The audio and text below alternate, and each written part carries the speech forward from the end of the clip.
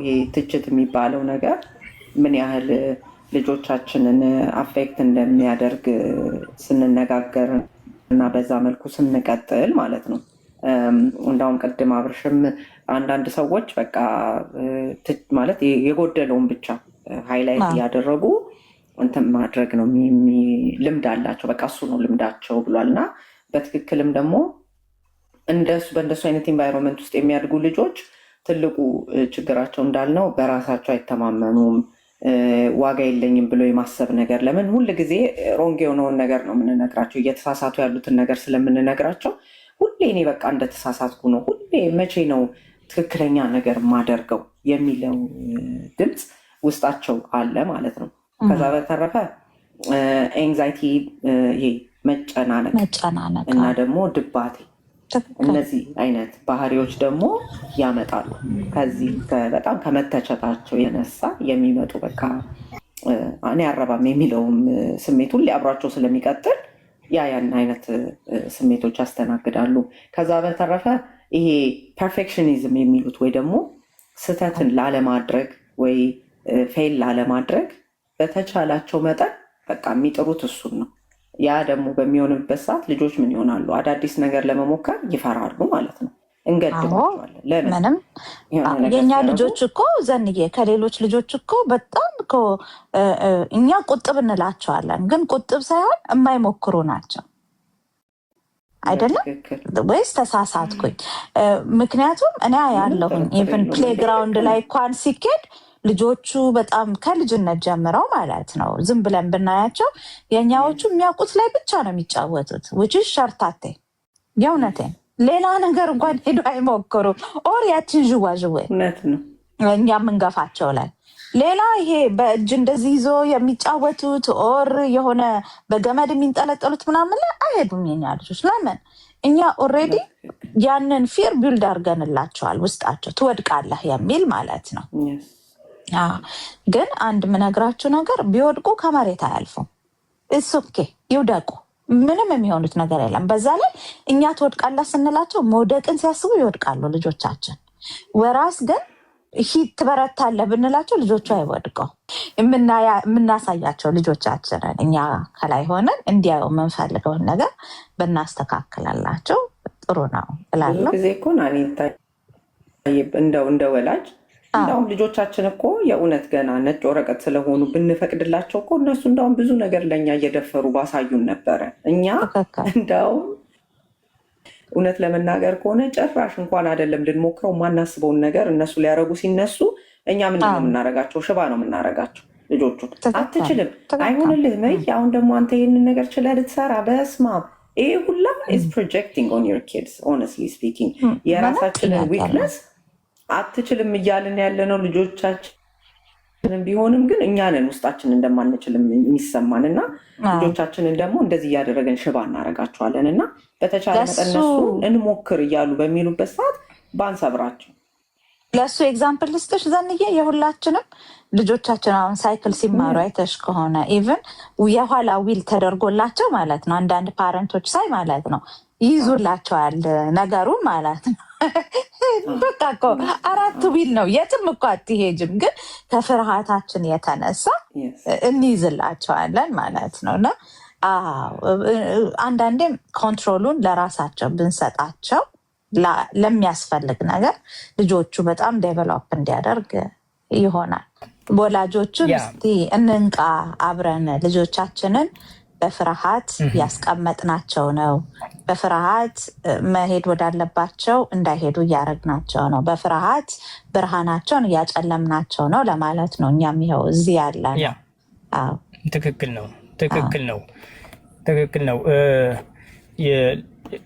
ምንድነው የልጆቻችን የአንድ ተማሪ የአስተማሪ ውጤት ነው ይባላል አይደለ? እኛ በልጆቻችን በህይወት የምናስተምራቸው በኑሯችን የምናስተምራቸው የእኛ ውጤቶች ስለሆኑ እኛ የምንፈራው ነገር እነሱ ላይ ያንጸባርቃል። እኛ የምናደርገው ነገር ነው እያንዳንዱ እነሱ አእምሮ ላይ እነሱ ህይወት ላይ የሚያንጸባርቀው። እኛ የምንፈራ ከሆነ እንደ ወላጅ ነገሮችን ከማድረግ ወደኋላ የምንቆጠብ ከሆነ እያከበርን የምናያቸው ከሆነ ነገሮችን በሙሉ እነሱም በዚያው መንገድ ነው እየተረዱት የሚሄዱና ነገሮችን በጣም ሲምፕሊፋይ እያደረግን እንዲያስል ደግሞ ጠማማውን ነገር ሁላ ቀላል ነገር እያደረግን መንገርም የለብንም። ክፉን ከደጉ እየለየን ማስተማርም አለብንና ፍራቻ አንዱ የውጤታማ የመሆን እንቅፋት ነው። በትምህርታቸውም በአስተዳደጋቸውም በፊዚካል ራሱ ፊዚካል ቅድም ማንቸስቲው ነበረ የእድገታቸው ላይ ተጽዕኖ ይፈጥራል። ጤናቸው ላይ የዕለት ተዕለት ተግባቦታቸው ላይ ከጓደኞቻቸው ከአስተማሪዎቻቸው ላይ የሚኖራቸው ግቡብነት ራሱ የሚቀዳ ነው።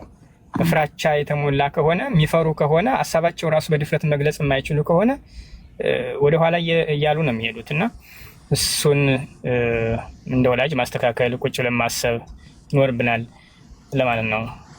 እሺ ቴንኪው አብረሽ በጣም ዘንዬ ጎበዝ ነኝ እችላለሁ እንደሚለው ሁሉ ትችላለህ ተብሎ ያደገ ልጅ ጎበዝ ነህ ተብሎ ያደገ ልጅ እችላለሁ እኔ ያደርጋለሁ የሚል ድምፅ እንዳለው ሁሉ አችልም ሰነፍ ነህ አትረባም የተባለው ልጅ ደግሞ ያንን ድምፅ ይዞት ነው የሚያድገው።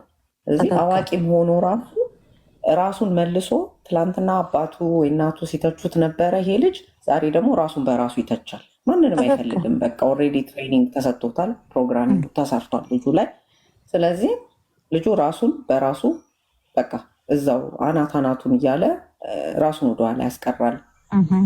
ራሱን ዝቅ ዝቅ እያደረገ ይናገራል።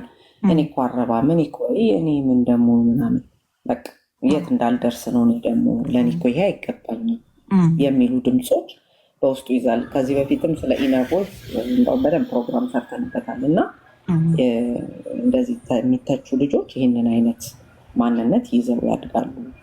ይህንንም እንዳይሆን ደግሞ እኛ ብንጠነቀቅላቸው። ከዛ በተረፈ አንዳንዴ ደግሞ ምን ይሆናሉ እንደዚህ የሚተቹ ልጆች ደግሞ እንዴት ነው ኤክስፕሎዚቭ የሚባለው ወይ ደግሞ በቃ ቁጡ ልጆች